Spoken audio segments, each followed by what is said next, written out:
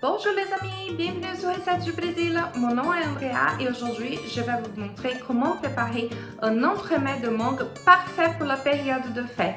Super pratique, c'est sûr que vous avez beaucoup de plats à préparer, donc ça va vous prendre presque toute la journée et du coup, rien de pire qu'un dessert difficile à préparer. Alors je vais vous faciliter la vie avec ces desserts très rapides, avec 3 ingrédients seulement. Et après, vous mettez tout au congélateur et tada, c'est prêt.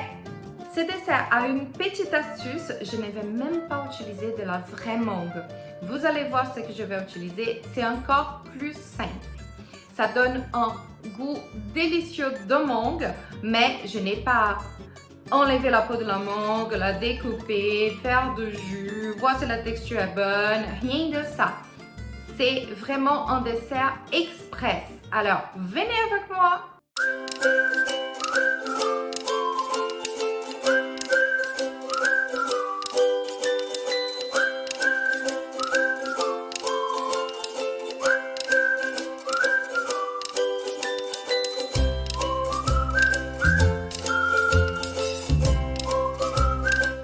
Pour cette recette, nous avons besoin de une boîte de lait concentré sucré, la même mesure, donc la mesure d'une boîte de crème fraîche entière, 30%, d'accord, épaisse.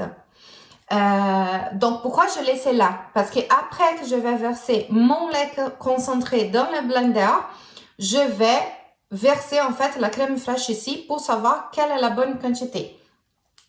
Et pas de mangue, mais bien du tang mangue. Donc, c'est quoi du tang? Je sais qu'en France, il y en avait, ça fait longtemps. Donc, c'est une petite poudre parfumée à la mangue qui donne vraiment une saveur de mangue très concentrée. Et puisque ce n'est pas du jus, ça va pas changer la texture de ces deux ingrédients. Et on va avoir une sorte de mousse bien épaisse qui, même après être congelée, elle va garder une texture très douce. Donc, c'est très agréable. Alors, c'est franchement hyper simple. Nous allons verser le lait concentré ici dans le blender.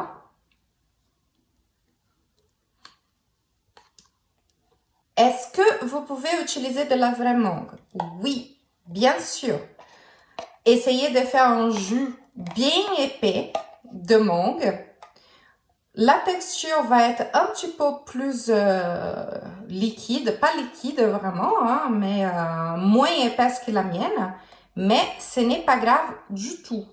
Et là maintenant, je vais prendre ma boîte de lait concentré sucré et je vais la remplir avec la crème fraîche.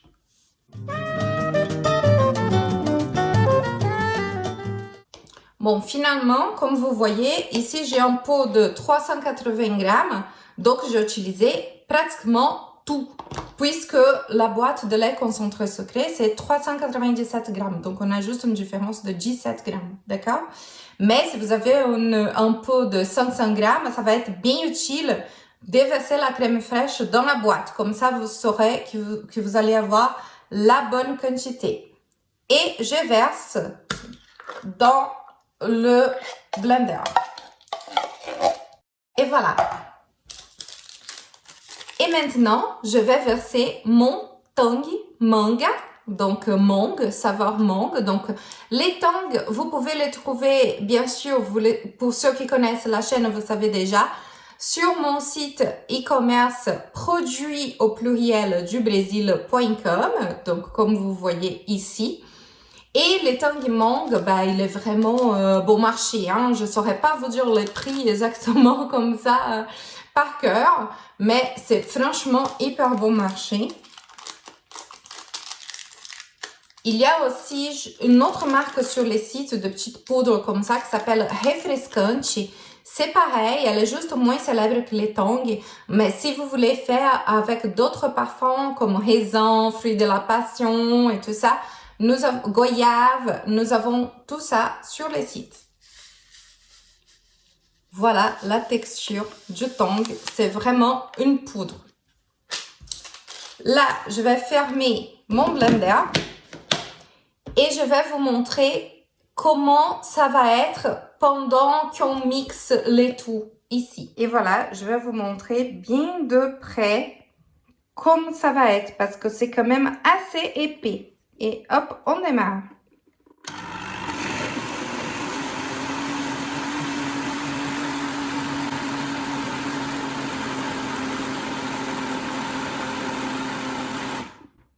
Je vais mettre un petit peu dans le mode de pulsation.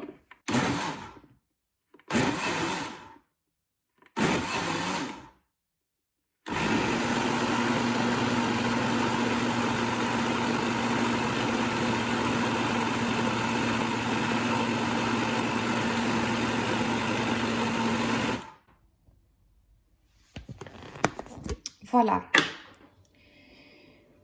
Vous voyez, donc c'est pas parfaitement mélangé. Donc, ce que je vais faire est, je vais mettre ça dans un bol et je vais mélanger avec une spatule. Voilà, c'est normal. Je peux pas avoir une texture si épaisse et réussir à la mélanger à 100% dans mon blender. Donc du coup, les blenders, c'est juste pour que j'économise un petit peu mon bras, hein, de ne pas devoir mélanger à la main. Et je vais juste finaliser avec une maryse. J'ai dit une spatule, le nom correct, c'est une maryse. Voilà, j'oublie à chaque fois.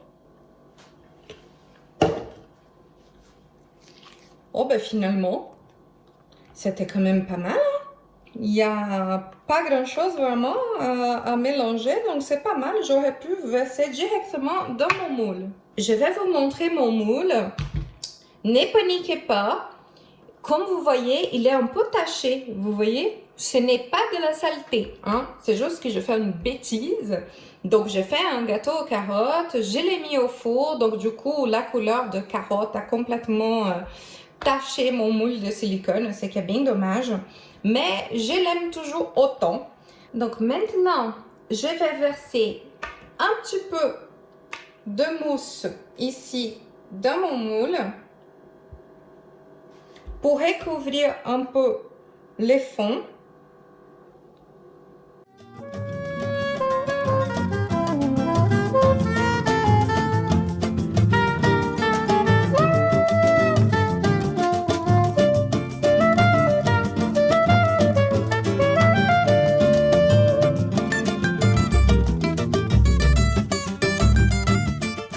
Voilà.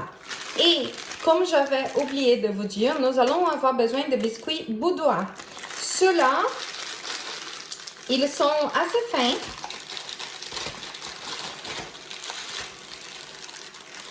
Et on va les mettre un petit peu en diagonale. Moi, je vais mettre comme ça à cause de mon moule. Hein, parce que du coup, c'est plus simple pour moi. Je laisse un petit peu pour les bords. Je ne vais pas jusqu'au bord. Parce que je veux que tout mon cœur autour, il ait de la mousse. Et que ça soit comme une sorte de insert, mais très pratique à faire. Non, je ne vais pas mouiller mes biscuits boudoir dans les rhums ou quoi que ce soit. Est-ce que vous pouvez les faire? Oui.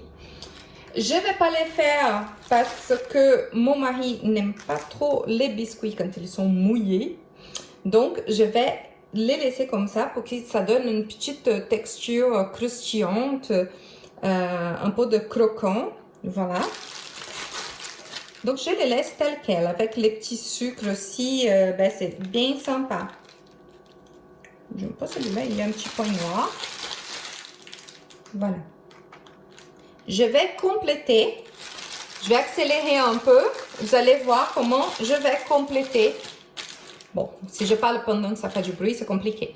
Je vais accélérer un petit peu l'image et comme ça, vous allez voir comment je fais pour compléter ici avec des biscuits.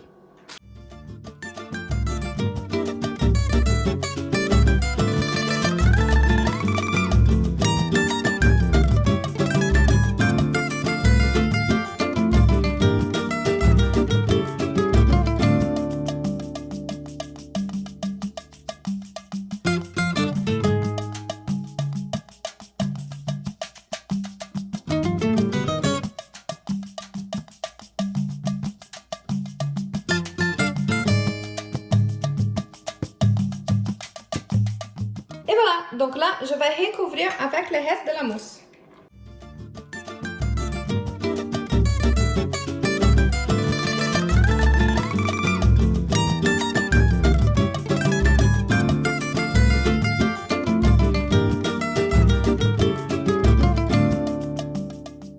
Il faut bien faire les petits coins, parce que comme ça, quand on va démouler, ça va être joli. Donc, il faut être patient pour bien faire le coin. Et voilà, c'est prêt. Maintenant, il ne reste plus qu'à couvrir avec un film plastique.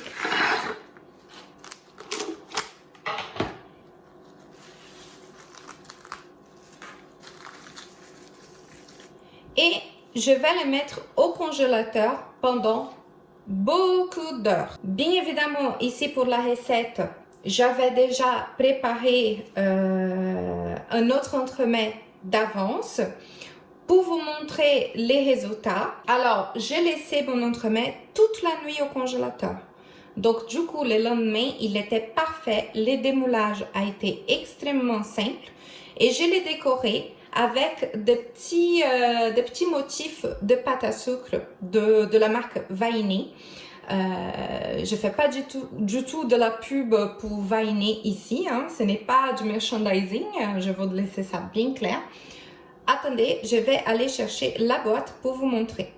Voilà, c'est cette boîte-là où c'est écrit Noël. Donc, ça vient avec les petits motifs que vous allez voir très bientôt. Aussi, j'ai décoré avec ces petites paillettes alimentaires dorées de la marque Scrap Cooking. Ce n'est pas de merchandising non plus. Mais je vais laisser un lien ici pour vous. Si je trouve dans la description de la vidéo, cliquez et ça va vous amener directement à ces petites paillettes Scrap Cooking et à ces petits motifs Vahiné. Si jamais ce n'est pas dans la description de la vidéo, c'est parce que je n'ai pas trouvé un lien pour que vous puissiez voir directement de quoi il s'agit, d'accord? Et les petites paillettes sont comme ça. Voilà. Donc, c'est super facile. Vous pouvez tout simplement les saupoudrer par la suite par-dessus de votre entremets. Et vous prenez les petits motifs et vous les décorez comme vous le souhaitez. Donc, restez avec moi et je vais vous montrer le très joli résultat de cet entremets. Avant de vous montrer les résultats, une chose très importante. Vous voulez probablement savoir comment vous devez les servir. Est-ce que quand vous enlevez du congélateur, vous devez laisser quelques heures au frigo? Donc, j'ai fait l'expérience pour pouvoir vous dire. Donc, très franchement, il était vraiment formidable quand j'avais enlevé du congélateur. Parce que j'ai enlevé du congélateur, j'ai fait mon décor. Et tout de suite après, j'ai coupé une tranche. Donc, ça a été franchement quelques minutes après la sortie du congélateur. Donc, si vous faites ça avec vos invités, vous sortez du congélateur, vous décorez et vous servez immédiatement, ça va être vraiment une texture formidable. Ce n'est pas du tout dur. C'est une texture parfaite à la coupe. Ça fait une belle tranche. Vous allez voir les images dans quelques secondes. Et aussi, j'ai fait le test de les laisser au frigo démouler pour voir s'il allait complètement fondre ou pas. Donc non, ça fond pas complètement. Par contre, ça va reprendre vraiment une texture de mousse. Mais ça a gardé la forme, mais quand j'ai coupé, ça faisait un peu élastique. Vous voyez, je pense à cause du lait concentré sucré. Donc c'était beaucoup moins joli quand je coupais une tranche, mais ça a tenu quand même, ça a gardé la forme, mais pas aussi joliment que comme il était en sortant du congélateur. Donc très franchement, je vous conseille à toujours les garder au congélateur. C'est vraiment un dessert qui va pas avoir un goût de glace. C'est pas du tout de la glace, c'est vraiment disons entre la glace et la mousse. Vous voyez, c'est parce que c'est vraiment une texture très douce, très agréable. Voilà, maintenant, on y va pour les images du résultat et restez jusqu'à la fin de la vidéo parce que j'ai un petit message pour vous.